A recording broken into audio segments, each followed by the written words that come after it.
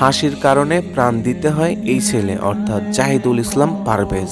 ছেলেটির দোষ ছিল সে হেসেছে, যার কারণে তাকে হত্যা করা হয়। প্রাইম এশিয়া বিশ্ববিদ্যালয়ের ছাত্র জাহিদুল ইসলাম পারভেজ।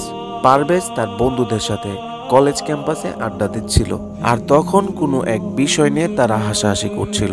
তখন সেখানে রাস্তার পাশে দাঁড়িয়েছিল দুইটি মেয়ে। তখন তারা ভাবতেছিল, তাদেরকে নিয়ে হাসাহাসি করতেছিল পারভেজ, যার কারণে মেয়ে দুটি তাদের ছাপড়ি মার্কা বয়ফ্রেন্ডদের গিয়ে বলে পারভেজ নাকি তাদেরকে নিয়ে হাসাহাসি করেছে।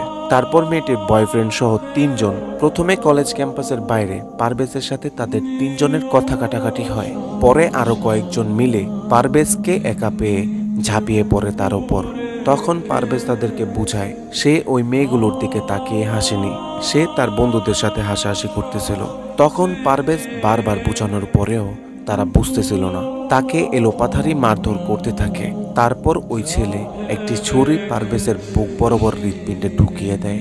তখন পারভেজ দৌড়ে ছুটে চলে যায় ভবনের দিকে, আর নিরাপত্তাকারীরা পারভেজকে তখন ভিতরে ঢুকিয়ে নেয়। ওই ভবনে থাকা সিসিটিভি ফুটেজের মাধ্যমে দেখা যায় পারভেজ বুঝতেও পারে নাই তাকে ছুরি দিয়ে আঘাত করা হয়েছিল। ছুরির আঘাত তার বুক বরাবর হৃৎপিণ্ডে লাগার কারণে পারভেজ মারা যায়। এইখানে এই ছেলেটির দোষ কি ছিল? হাসাহাসি করেছে, এটাই কি তার দোষ? একটু হাসির জন্য তাকে হত্যা করা হবে?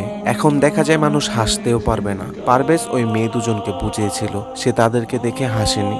মেয়ে দুজন জুনিয়র হওয়া সত্ত্বেও পারভেজ তাদের কাছ থেকে মাফ চেয়েছিল, কিন্তু পারভেজের অপরাধ একটাই, সে হেসেছে, আর যার কারণে তাকে এই দুনিয়া ছাড়তে হলো।